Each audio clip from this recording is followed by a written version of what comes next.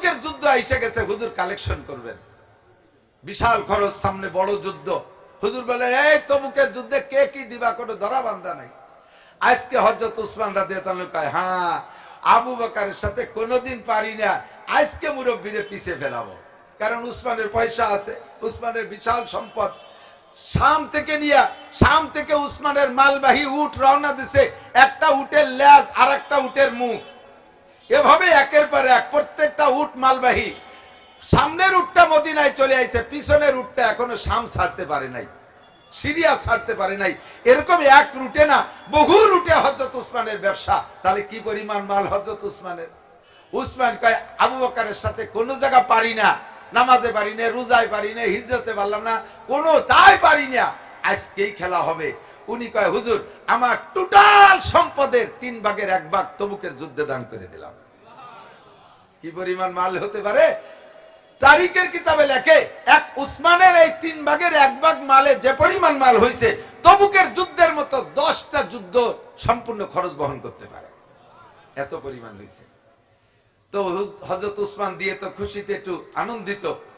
এরপরে হযরত ওমর বলতেছে উসমানের যা আছে ওর তো আমাকে কেনির কোনাও নাই, তো হুজুর আমি কি দেব, একটু বাড়িতে আসি।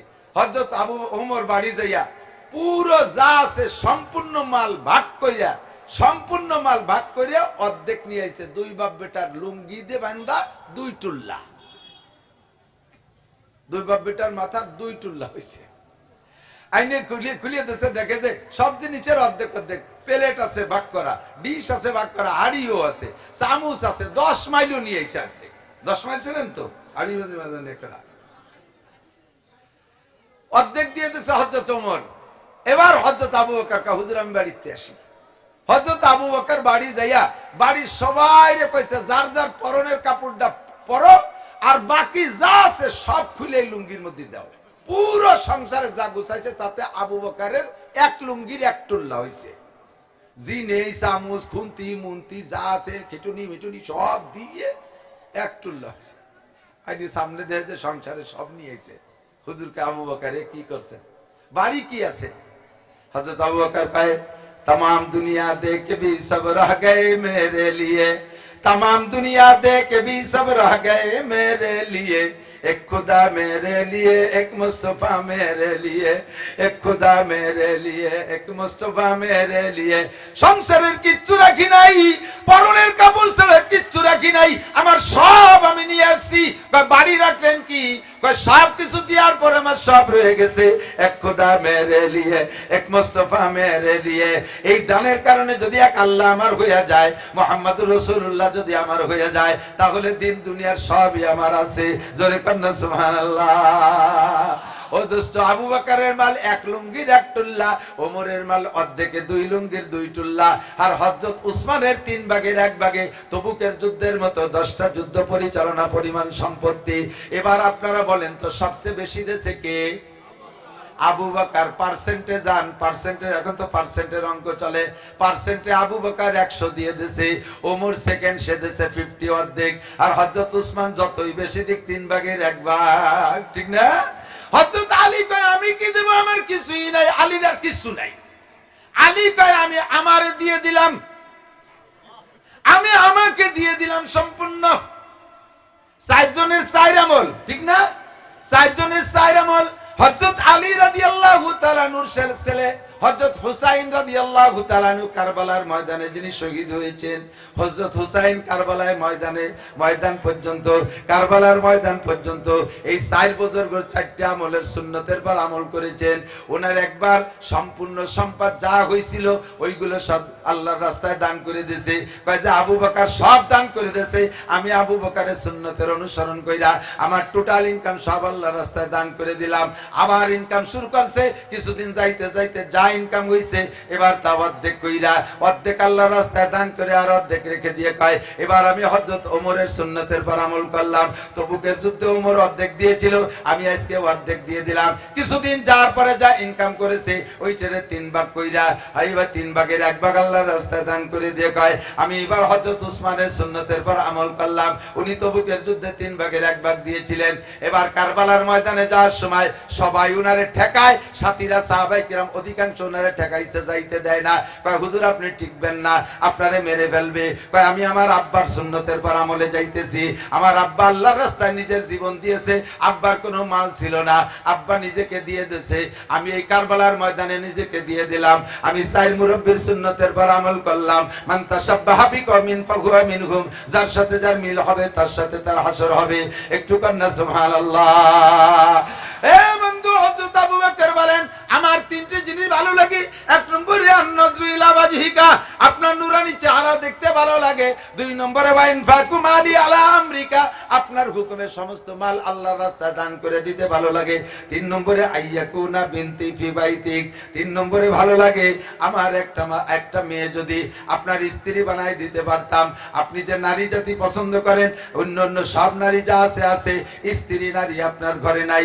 এই গ্যাপটা যদি আমার একটা কন্যা দিয়ে পূরণ করে দিতে পারতাম, তাহলে আমার দিলটা ঠান্ডা হইতো। দিনের বেলা আবু বকর এই প্রস্তাব রেখেছেন, রাতের বেলা হযরত নবী পাক স্বপ্নে দেখতেছেন ফাজা জিবরাইল, জিবরিল আলাইহিস সালাম আসছে।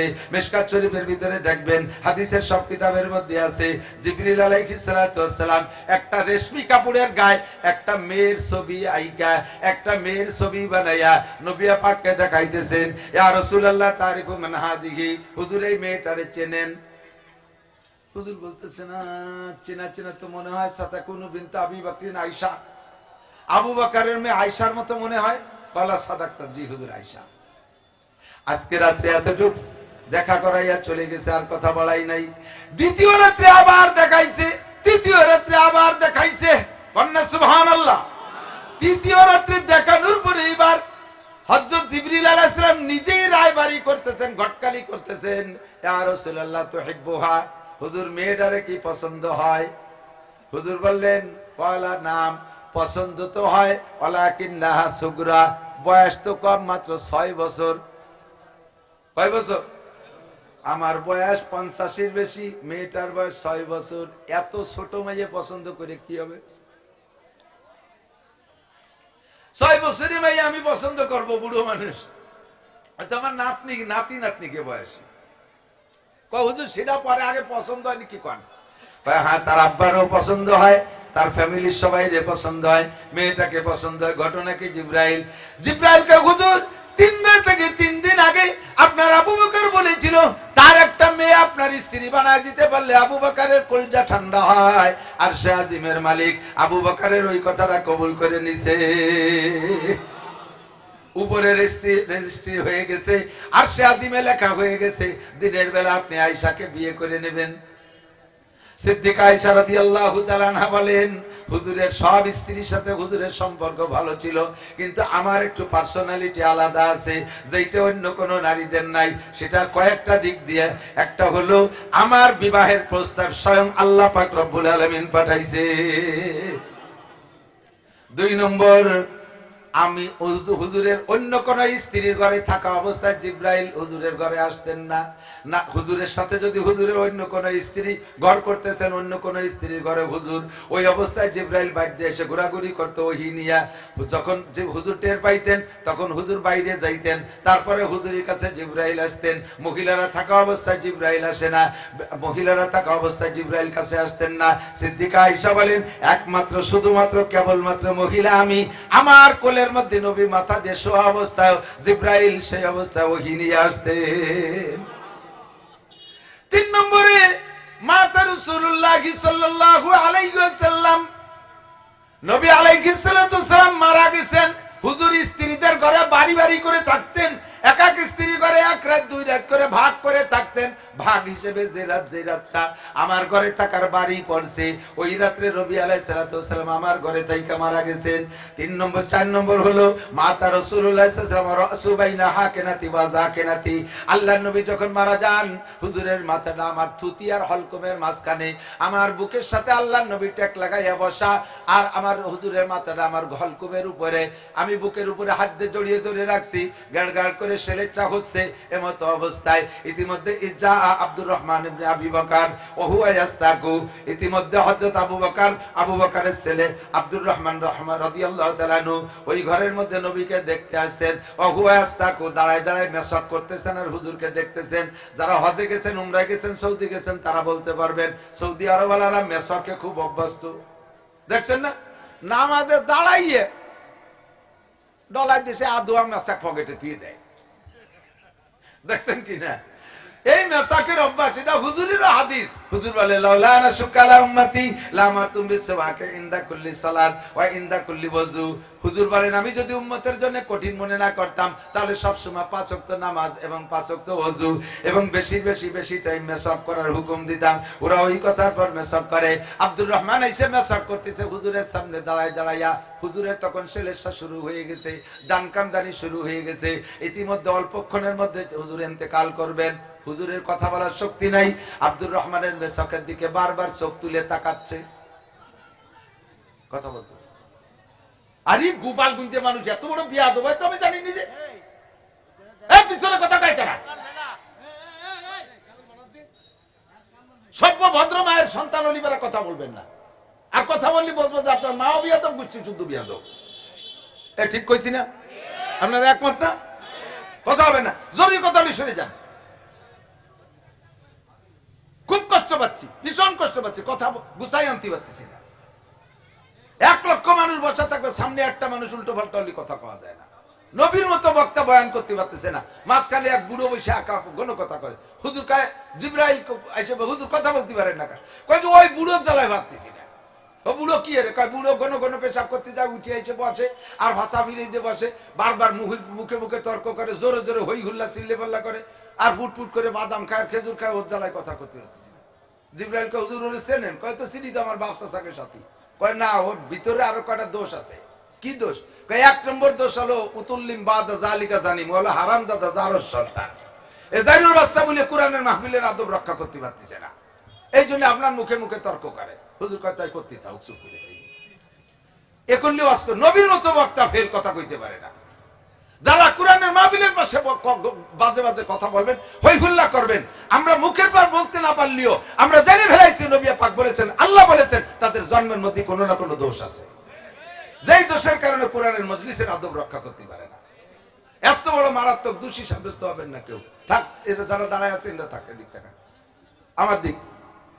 আল্লাহ জিবরিল আলাইহিস সালাতু ওয়াসসালাম কি বলে, হযরত আব্দুর রহমান ইবনে আবু বকর মেসাক করতেছে। এই মজার কথা এদিকে খেয়াল করেন মুরব্বিরা। তো আব্দুর রহমান মেসাক করতে করতে যখন আসছে, হুজুর বারবার তাকাচ্ছে, কিন্তু মুখ দিয়ে বলবে যে আব্দুর রহমান মেসাক দেয় শক্তি নাই, বারবার তাকানো দেখা সিদ্দিকা আয়েশা টের পাইছে। হুজুরকে বলতেছে ইয়া রাসূলুল্লাহ তাস্তাকু, হুজুর মেসাক করবেন, হুজুর মেসাক করবেন। হুজুর চোখ দিয়ে ইশারা দিলেন মেসাক করব। আয়েশা বললেন আব্দুর রহমান তাড়াতাড়ি যাও মেসাক নিয়ে আসো। আমার নবীর জিন্দেগিতে আমার কাছে যা চাইছে আমি এ পর্যন্ত দেই নাই এমন কিছু নাই আমার সাধ্য মতে।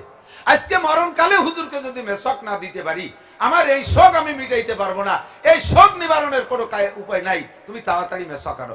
আব্দুর রহমান মারছে দৌড় মেসাক আনতে। ইতিমধ্যে আয়েশার মাথার মধ্যে আরেকটা ঢুকছে, আরে মেসাক নিয়ে আসতে আসতে যদি নবী ইন্তেকাল করে তাহলে তো মেসাক দিতে পারলাম না, কি হবে? আব্দুর রহমান তোমার মেসাকের এক পাশ চাবাইছো, আর এক পাশ ভালো আছে তো? বলে হ্যাঁ ভালো আছে। তাই ভাই তুই ওই পাশ দে, চাবানো পাশ থাক। ভালো পাশ হুজুরকে দিলেন। হুজুর চাবাইয়া নরম করবে এই শক্তি হুজুরের দাঁতে নেই। হুজুর ইশারা করলেন আয়েশা তুমি চাবাই দাও। হযরত আয়েশা মেসাক চাবাইয়া আব্দুর রহমানকে বললেন আব্দুর রহমান পানি আন, তাড়াতাড়ি ধুয়ে দেই। মেসাক চাবাইলে লালা যায় না মেসাকের মধ্যে, এটা তো ঘৃণা করাই স্বাভাবিক একজনের মেসাক আর একজনের। তাড়াতাড়ি যা পানি আন। আব্দুর রহমান পানি আনতে রওনা দিছে। হুজুর বলতেছে, হুজুর ইশারা করে বলেন আয়েশা মেসাক ধুইও না, ওই অবস্থায় দাও। সিদ্দিকা আয়েশা বলেন মাতা রাসূলুল্লাহ সাল্লাল্লাহু আলাইহি ওয়াসাল্লাম রিকুহুমারি কি, নবী পাকের আমার পার্সোনালিটি যেগুলো তার ভিতরে অন্যতম আরেকটা হলো, নবী যখন ইন্তেকাল করেছেন মরণকালে মৃত্যুর সময় আমার থুক আর রাসূলের থুক, আমার লালা আর আল্লাহর নবীর লালা মেসাকের মাধ্যমে এক হয়ে গেছে নবী পাকের মুখের ভিতরে। হুজুর ওই অবস্থায় ওই মেসাক করলেন, হাত নাড়ানো ক্ষমতা নাই। আয়েশাকে বললেন তুমি ডইলা দাও। এ পাশ থেকে ও পাশে নিয়ে 3 বার মেসাক করতে করতে ইতিমধ্যে আল্লাহর নবী উপর দিক তাকাইয়া একবার বলে উঠলেন, তিনবার বললেন আল্লাহুম্মার রফিকাল আলা, আল্লাহুম্মার রফিকাল আলা, আল্লাহুম্মার রফিকাল আলা। এই কথা বলার পরে আর নবী নাই। নবী পাক ইন্তেকাল করলেন। মাত্র হায়াত পাইছে হযরত আয়েশা। নবী পাকের জীবদ্দশায় নবী পাকের ঘরে হায়াত পাইছে মাত্র 9 বছর। এরপর আয়েশা আরো বেঁচে ছিলেন, কিন্তু নবী পাকের সংসারে হুজুরের সাথে দাম্পত্যে হায়াত পেয়েছেন মাত্র 9 বছর। 9 বছর বয়সে স্ত্রী হিসেবে ঘরে ঢুকছেন, আর 9 বছর বয়সে 18 বছর বয়সে বিধবা হয়ে গেছি। এত অল্প বয়স ছিল আয়েশার। ছোট মানুষদের ঘুম বেশি, কারণ রাতের বেলা হুজুর যখন শেষ রাত্রে উঠতেন তাহাজ্জুদের নামাজ পড়তে, আমি তো একই বিছানায় শোয়া, হুজুর উঠে আমারে ডাকতেন মুহাব্বতের সাথে, আয়েশা করে ডাকতেন না, ইয়া আইশ। আইশ মানে আরাম। আইশ মানে কি? আমাকে এই আয়েশা না কয়ে আইশ করে ডাকতেন, হে আরাম, হে আরাম, মুহাব্বতের সাথে ডাকতেন, ইয়া আইশ। আমি কানে শব্দ যায়, কিন্তু ঘুমের জ্বালায় মুড়ামুড়ির উঠি না, খালি মুড়ামুড়ি করি। তো হুজুর অজু বানায় আইসা, হুজুর অজু বানায় আইসা এরপরে আবার ডাকতেন, তাও উঠা উঠা ভাব দিয়ে বসেতে আবার শুয়ে পড়তাম। লাস্টে যখন নাই উঠতে চাচ্ছি, নবী আলাইহিস সালাম, এই মাদ্রাসার হুজুররা বিশেষ করে সব জায়গায় সবাই সবাই সবাই যাদের বাড়ির সন্তান আছে সকলে লক্ষ্য করবেন, লাকাদ কানা লাকুম ফি রাসূলিল্লাহি উসওয়াতুন হাসানা। আমার নবীর জিন্দেগীর প্রত্যেকটা মুহূর্ত উম্মতের জন্য উত্তম আদর্শ। নবী উম্মতকে সবকিছু শিক্ষা দিয়েছেন। আয়েশা, হুজুর আয়েশা ওযু বানায় যখন আয়েশাকে ডাকলে না উঠতেন, হযরত নবী পাকের হাতে যে ওযুর বানানো ভিজে পানি, এইটা হুজুর হযরত আয়েশার মুখের উপরে হালকা চটকা দিতেন, তাতে অনেকদিন উঠে যেতেন। এরপরও যদি না উঠতো, 2 ফোঁটা পানি চোখের 2 কেনিতে হালকা করে ছেড়ে দিতেন। পানি তো একটু ফাঁকা পানি ঢুকে যায়, পানি যখন চোখের মধ্যে ঢুকে যাইতো তখন চোখের কষ কেটে যেত। আয়েশা কয় তারপরে আমি সজাগ হয়ে যেতাম। মানুষকে ঘুম থেকে উঠানোর সুন্নাত আমার নবী শিক্ষা দিয়েছেন। আমার মাদ্রাসার হুজুররা বিশেষ করে হাফেজ সাহেব, কারি সাহেবরা লক্ষ্য করবেন, মাদ্রাসার হুজুররা শেষ রাত্রি পোলাপান গুলো ঘুমাই থাকে। ঘুমের ভিতরে 2 ধরনের সজাগ করে। সামনে ডেস্ক আছে, বড় লাঠি একখান, ডেস্কের উপরে ঠাস ঠাস করে বাড়ি মারে। ঘুমের ভিতরে এই শব্দটা তার কাছে মনে হয় যেন ইসরায়েলের বোমা। অতর্কিত ভাবে এই শব্দ কানে গেলে ছেলেগুলো কিন্তু দেখবেন দিঘারা হয়ে যায়। মানুষ যখন ঘুমায়, আমি কি অপ্রয়োজনীয় কথা বলছি নাকি? মানুষ যখন ঘুমায় তখন রুহুটা ভিতরে থাকে, নফস উড়ে চলে যায়। মানুষ রুহের মাধ্যমে জীবিত থাকে, আর রুহ আর নফস দুইটা, নফস আত্মা, নফস আত্মা।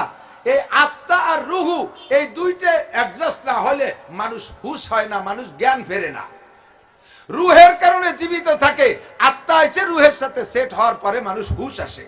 দেখবেন আপনার ঘরে যদি বাচ্চা থাকে, প্র্যাকটিক্যালে দেখেন, আপনার ঘরে ছোট বাচ্চা আছে, রাতের বেলা আব্বা মারা বাচ্চাদেরকে দইরা বিছানাতে উঠোই নিয়ে, ওরে ডাকে ডোকে না, দইরে নিয়ে বাইরে নিয়ে বা বাথরুমের ভিতরে নিয়ে চেন খুলে দেয়, ফ্যান খুলে দেয়, ওই জায়গা বসেও পেশাব টেশাব করে, আবার এনে শোয়াই দিয়েছেন। সকালবেলা জিজ্ঞেস করে, তোরে রাত্রি 2 বার উঠে বাইরে নিয়ে পেশাব করাইছি জানিস?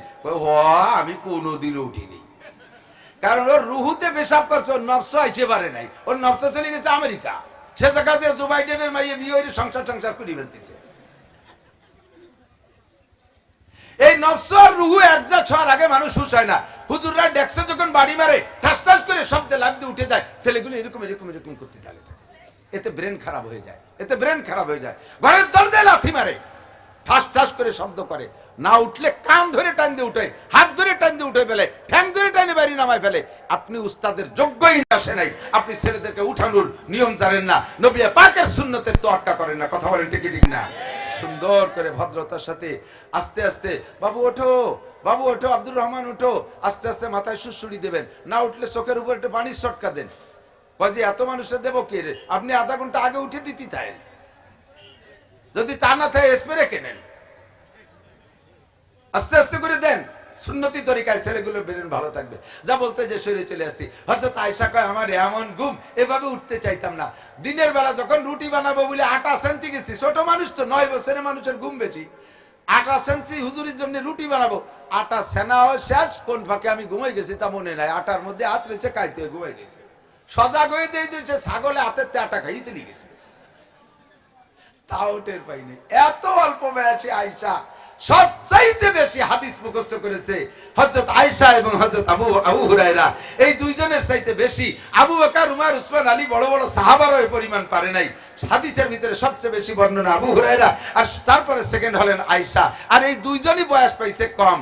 হযরত আয়েশা সেকেন্ড, আবু হুরায়রা ফার্স্ট।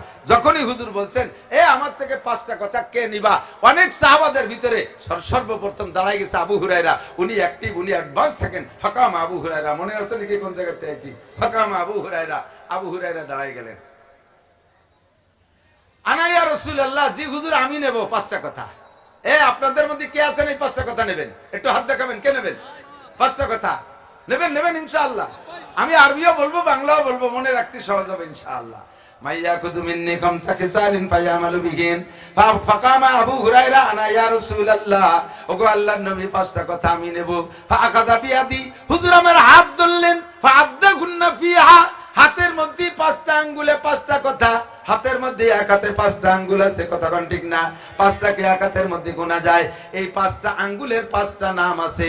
5টা আঙ্গুলের 5টা নাম। বাংলাদেশে এটাকে বলে, সব দেশে একে বলে কি বলে? বুড়ো আঙ্গুল, বৃদ্ধাঙ্গুল, ঠিক না? বুড়ো আঙ্গুল এইটা না। বুড়ো মানে কি? বয়সী। এই সাইডে কি 2 মাস আগে হয়েছে নাকি? তেরে বুড়ো কয় কে? আরে বয়স বেশি না হলে ওর স্বভাবই চেহারা একটু বুড়ো বুড়ো, মুরব্বী কাটিং। এই আঙ্গুলের মর্যাদা বাংলাদেশে একরকম, অন্য দেশে আর এক রকম। সৌদি আরবে এক আঙ্গুল দেখালি গুড, দুটিয়ে দেখালি ভেরি গুড। বাংলাদেশে একবার দেখালি এক বক্সিন, দুটিয়ে দেখালি বারা মাথা ফাটিয়ে যাবে বাড়িটা। বাংলাদেশে এই বুড়ো আঙ্গুলের মর্যাদা আলাদা, অন্য দেশে আলাদা। নবী পাক সম্ভবত বাংলাদেশের হিসাব করে বললেন, 1 নম্বরে ধরলেন এই বুড়ো আঙ্গুলকে, বৃদ্ধাঙ্গুলকে। হুজুর হযরত আবু হুরায়রা বলেন 5টা আঙ্গুলের মধ্যে 5টা গুণ গুনে দিলেন, মনে রাখবেন। 1 নম্বরে হুজুর বলেন ইত্তাকিল মাহারেম। বাংলাদেশে এইটার মধ্যে বিপদ, আর বিপদের হাদিসে হুজুরের সাথে মিলাই দিলেন, কয় ইত্তাকিল মাহারেম। দুনিয়ার মানুষ, তুমি যদি সবচাইতে বড় আবেদ হইতে চাও, সবচেয়ে বড় বুজুর্গ হইতে চাও, আমার গোপালগঞ্জবাসী প্রাণ প্রিয় বন্ধুবার, আবাল বৃদ্ধ বনিতা, নারী আর পুরুষ, আমার পর্দার আড়ালের মা বোনরা, মাইকের আওয়াজ যত দূর যাইতেছে কান খাড়া করে শুনবেন। কথা যদি, প্রশ্ন যদি ছোট হয় উত্তর কিন্তু বড় হয়। প্রশ্ন যদি ছোট হয় উত্তর বড় হয়। লেখাপড়া জানেন যারা, তারা সাক্ষী দেন। কতক্ষণ? প্রশ্ন যদি ছোট হয় অ্যান্সার বড় হয়। যেমন আমি কই, একটা প্রশ্ন পেপারে 1 লাইনে লিখে দিয়েছে, ছোট্ট প্রশ্ন, পুরো বইতে যা কিছু আছে সব লিখিয়া দাও। 1 লাইনই প্রশ্ন শেষ। 6 মাস লাগবে না লিখতে। প্রশ্ন ছোট, উত্তর বড়।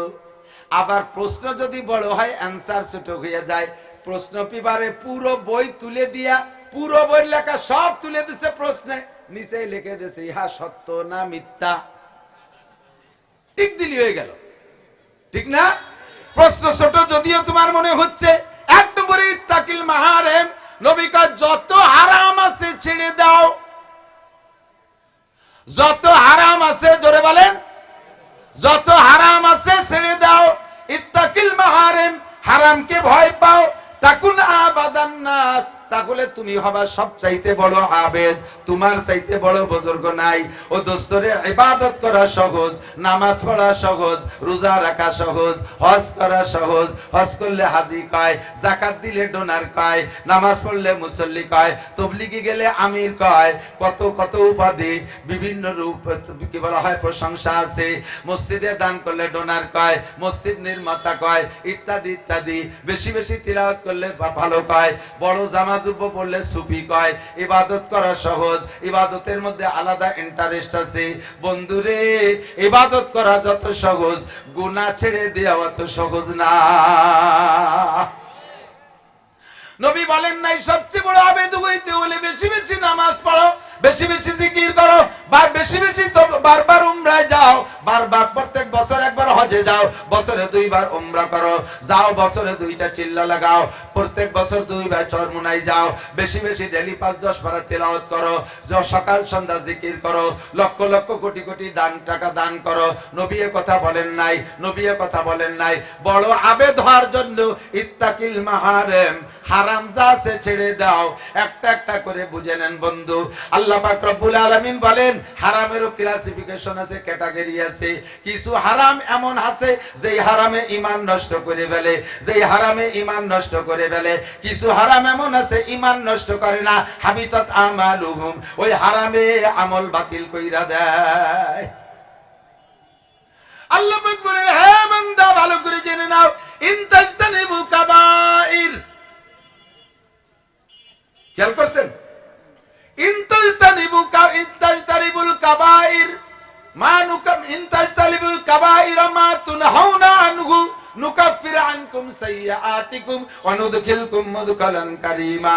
আমার বন্ধুবার, আরে সারা বাংলাদেশে একরকম ওয়াজ করি, বাড়ির মধ্যে ওয়াজ একটু আমার ভিন্ন রকম। আপনার আমার অত্যন্ত মহব্বতের। কিয়ামতের ময়দানে যদি আমি মাওলানা নাসির জাহান্নামী হয়ে যাই, আপনারা আমার গোপালগঞ্জবাসী আমার জন্য কানবেন। আল্লাহ হুজুরের বয়ান শুনেছি, কত পরিবর্তন আমরা হয়ে গেছি, আমার হুজুর কেন দোজখে যায়, আপনাদের খারাপ লাগবে। আপনারা গোপালগঞ্জবাসী আমার মহব্বতের, যদিও প্রত্যেককে আলাদা আলাদা করে চিনে না রাখি, গোপালগঞ্জবাসী হিসেবে কিয়ামতের ময়দানে এই ভালোবাসার খাতিরে আপনার সাথে আমার সাথে চিনাচিনি হবে। আপনিও যদি দোজখে যান সেদিন আমার খারাপ লাগবে। এই জন্য অন্তর থেকে দিল থেকে বলি, ভালো করে মনে রাখেন। আল্লাহ পাক বলেন ও বান্দা, যদি তুমি জান্নাতি হইতে চাও, জাহান্নাম থেকে বাঁচতে চাও, তাহলে তোমার সহজ পরামর্শ হলো ইনতাজতানিবু কাবাইরা মা তুনহাউনা আনহু। বান্দা যদি তুমি কবিরা গুনাহগুলো ছেড়ে দিতে পারো, বড় বড় কবিরা গুনাহ ছেড়ে দিতে পারো, সমস্ত কবিরা গুনাহগুলো হারাম। আগে ওই হাদিসের সাথে মিলান, আল্লাহর নবী বলেন ইত্তাকিল মাহারিম, ছেড়ে দাও সমস্ত হারাম। আল্লাহ কা ইনতাজতানিবু কাবাইর, যদি তুমি কবিরা গুনাহগুলো ছেড়ে দিতে পারো, নুকাফির আনকুম সাইয়্যাতিকুম, তোমার জীবনের সমস্ত সগীরা গুনাহ আমি আল্লাহ বিনা তওবায় ক্ষমা করে দেব। বুঝছেন নি? কথা বোঝা গেছে? যদি কবিরা গুনাহ ছেড়ে দিতে পারো, হারাম ছেড়ে দিতে পারো, নুকাফির আনকুম সাইয়্যাতিকুম, সব সগীরা গুনাহ মাফ। এর জন্য তওবা করা লাগবে না, আল্লাহ একেবারে ফিরি ফিরি মাফ করে দিবা। কয় একটা আছে, কিছু আছে, একেবারে হয় না, কিছু ব্যবস্থা করতেই হবে। একটু তদবির তো লাগেই। তদবিরটা কি? আল্লাহ কায় আকিমিস সালাতা তারাফাইন নাহার, এই আমার দিক, আকিমিস সালাতা তারাফাইন নাহার ওয়া যুলাফাম মিনাল লাইল ইন্নাল হাসানাতি ইউযহিবনাস সাইয়্যাত যালিকা যিকরা লিযাকিরিন। সমস্ত সগীরা গুনাহকে বিনা তওবায় maaf করার জন্য এক নম্বর তদবির হলো 5 ওয়াক্ত নামাজ তুমি সুন্দর করে পড়ো।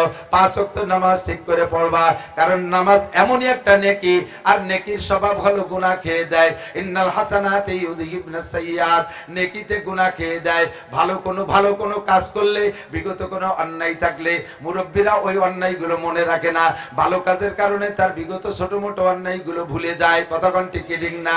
আল্লাহ কা ইন্নাল হাসানাতি ইউযহিবনাস সাইয়্যাত, নেকির কাজ করলে গুনাহ মুইছা যায়। আমার নবী বলেন হাত দেখাই এমন কইরা, আরেকটা হাত দেখায়, আমার দিক তাকান, আরেকটা হাত দেখাই। প্রত্যেকে যার যার হাতকে, আঙ্গুলকে স্বাভাবিকভাবে যদি ফাঁক করার জন্য ছেড়ে দেন, এইভাবে এই সেটিং এ ফাঁক হবে, ঠিক না? হাতের আঙ্গুলের 5টা ফাঁকা কি সমান? বৃদ্ধাঙ্গুল, বুড়ি আঙ্গুল, এইটা, তারপরে এইটা থেকে এইটা মাঝারি ফাঁকা, এরপরে ছোট ছোট ফাঁকা। এইটার নাম ফজর, এইটার নাম যোহর, আসর, মাগরিব, ঈশা।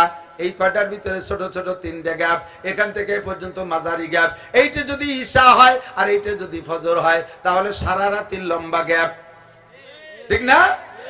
আল্লাহ নবী বলেন আসসালাবাতুল খামস, এ আমার গোপালগঞ্জবাসী শুনে নে, আসসালাবাতুল খামস, গুনাহ সগীরা গুনাহ মাফের যে তদবির গুলো আছে তার ভিতরে 1 নাম্বার 5 ওয়াক্ত নামাজ, ফজরের নামাজ পড়ছো, যোহর পড়ছো, মাঝখানে যত সগীরা গুনাহ হবে এর জন্য তওবা করা লাগবে না, বিনা তওবায় শেষ। এরপরে ফজর পর যোহর পড়ছো, যোহরের পরে আসর, মাগরিব, ঈশা, ছোট ছোট গ্যাপে যত সগীরা গুনাহ এই নামাজে খেয়ে ফেলায়। এরপরে ঈশার নামাজ পড়ে ঘুমিয়ে আসো, রাতের বেলা ঘুমানো যার আগেও পড়ে, যদি কোনো সগীরা গুনাহ হয়, আবার ফজরের নামাজ পড়ছো, সারা রাতের লম্বা গ্যাপে যত সগীরা গুনাহ সব গুনাহ মাফ। ইত্তাকিল মাহারিমা তাকুন আবাদান নাস, হারামগুলো ছেড়ে দাও, কবিরা গুনাহগুলো ছেড়ে দাও। আল্লাহর নবী বলেন তাহলে তোমার সব সগীরা গুনাহ ইবাদতের ওসিলায় শেষ হয়ে যায়। আমার মারা, আমার পর্দার আড়ালের বোনরা, সময় নষ্ট করো না, 5 ওয়াক্ত নামাজ সুন্দর করে পড়ো।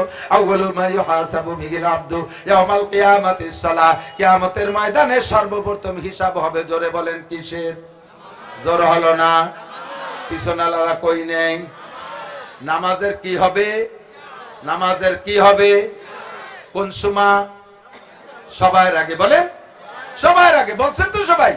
আমার দায়িত্ব খালাস, মুখ দিয়ে বের করছেন, আমলনামায় লেখা হয়ে গেছে। ওদিন যাইয়ে কাউর মতো মুখ মুছতে পারবেন না যে কোনোদিনও শুনি নেই। কাউতে কাইয়ে গাছের সাথে ডালে মুখ মোছেন না, জানেন মানে কি? কাউর মতো না শকর নাই, মুখ মোছেরটা কিচ্ছু খাই নেই। আপনিও কইতে পারবেন না যে কিছু শুনি নেই। 5 ওয়াক্ত নামাজ কিয়ামতে সর্বপ্রথম জিজ্ঞাসা হবে। আর এই নামাজ যার সুন্দর, আল্লাহ নবী কয় ফামান সালাহাত সালাহা সাইরু আমালিহি, যে ব্যক্তির নামাজ সুন্দর তার সবকিছু সুন্দর, যার নামাজ সুন্দর তার সবকিছু সুন্দর। যে নামাজের প্রশ্নে জবাব দিতে পারবে ওই লোকটার কোনো জায়গা আর কোনো প্রশ্নে আটকাবে না আল্লাহ তাআলা। আল্লাহ রাসূল বলেন মান হাফাযা আলা সালাওয়াত, 5 ওয়াক্ত নামাজ যে পড়বে, আকরামাহুল্লাহু বিখামসি খিসাল, আল্লাহ তাআলা তারে 5টি পুরস্কার দেবে। 1 নম্বরে ইরফান হুজিকুল আইশ, ওই লোকটার দুনিয়ায় অভাব থাকবে না। 2 নম্বরে আযাবুল কবর, ওই লোকটারে কবর আযাব দেওয়া হবে না। 3 নম্বরে ইউতিহিল্লাহু কিতাবাহু বিয়ামিনিহি, ডান হাতে তারে আমলনামা দেওয়া হবে।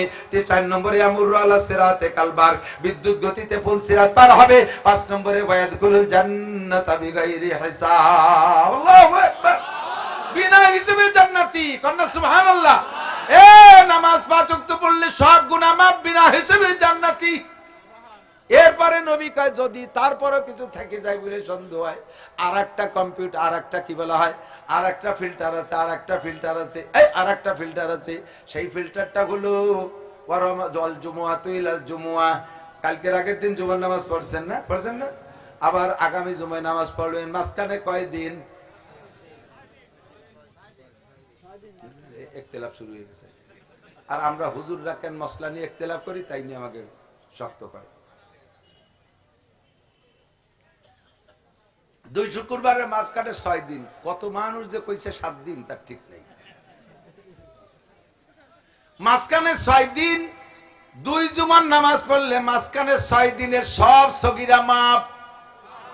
2 নম্বর ফিল্টার, এই যে এখন তো প্রযুক্তির ফিল্টার আসছে, পানি ফিল্টারিং। আমরা আগে হাড়িতে করে কয়লা পাথর দিয়ে ফিল্টার করতাম না, মনে আছে নাকি মুরব্বীরা? প্রথম পানি, উপরের পানিটা যে হাড়িতে যায়, ওই হাড়ির মধ্যে বালু, ওইটার থেকে যায় আর একটা শিরার মধ্যে দিছি পাথর, লাস্টেরটাই দিছি কয়লা। এই কয়লা 3 ফিল্টার পার হয়ে এই পাশে চলে গেলে আর্সেনিক, আয়রন মাইরন কিচ্ছু থাকে না। আল্লাহ কয়, নবী কয় 1 নম্বর ফিল্টার 5 ওয়াক্ত নামাজ, 2 নম্বর ফিল্টার 2 জুমা, 2 জুমার নামাজ পড়লে ওই লোকটার আমলনামায় কোনো গুনাহ থাকে না। 3 নম্বর ফিল্টার রমাদানু ইলা রমাদান, গত রমজানে রোজা রাখছো, আগামী রমজানে আবার রোজা রাখবা। গত রমজানে রোজা রাখছি, ইনশাআল্লাহ আগামী রমজানে রোজা, জোর হলো না? রাখবেন? কারা কারা? রোজা ইনশাআল্লাহ না, বলেন রোজা রাখবো ই ইনশাআল্লাহ। সুস্থ থাকলে, ইনশাআল্লাহ বাড়ি থাকলে, সফরে না গেলে, ইনশাআল্লাহ রমজান পাইলে। সবাই রমজান পাবো, ওয়ারেন্টি আছে। আমার ভাইজান হাফেজ হাবিবুর রহমান সাহেব এই শুক্রবারে বাড়ি থেকে জুমার নামাজ পড়ার জন্য রওনা দিয়ে বেরোইছে, মসজিদের দিক যাইতেছে। মাঝখানে যে ডায়াবেটিস লো হয়ে গেছে, গুল্লিতে পড়ে গেছে, একজনে ধরে নিয়ে বসাইছে তার দোকানে, বলছে আমার একটু চিনি দে। সে চিনি পাইনে 2 খান বিস্কুট দিয়েছে, মুখে দিয়ে খাওয়ার সাথে সাথে বমি, আর কথা বলে নাই, শেষ। জুমার নামাজ আগে আগেই ইন্তেকাল, রমজান পাইল না। আমার আপনার জিন্দেগিতে হতে পারে কি পারে না?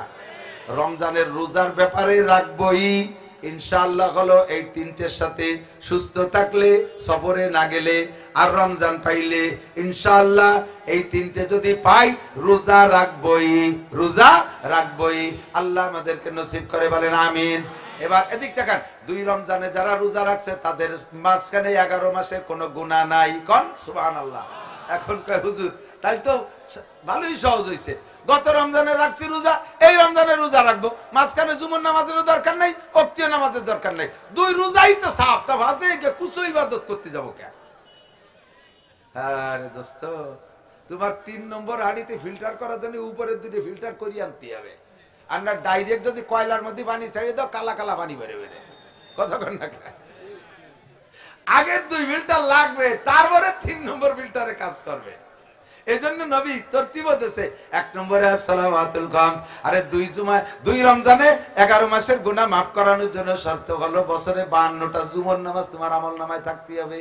এবার 2 জুমায় কাজ করার জন্য শর্ত হলো দৈনন্দিন 5 ওয়াক্ত নামাজ তোমার থাকতে হবে। এই 3 প্রকার ইবাদত যদি তোমার থাকে, আল্লাহ নবী বলেন তিন তাজতানিবুল কাবায়ের, এরপরে যদি তুমি কবিরা গুনাহগুলো ছেড়ে দাও, মাঝখানে কোনো সগীরা গুনাহই থাকবে না, সমস্ত কবিরা গুনাহ ছেড়ে দাও, সগীরা থাকবে না। এবার আমার কবিরা গুনাহগুলো একটু জেনে নিতে হবে। আমি এই কবিরা গুনার ব্যাখ্যা দিয়ে সম্পূর্ণ বলার সময় পাবো না, বারবার মনে করা দিদি ইউটিউবে খুঁজলে পাবেন। তারপরও বলা লাগে, ইউটিউবে রোজার ফিল্ডে রোজার ক্রিয়া একরকম হয় না। কতক্ষণ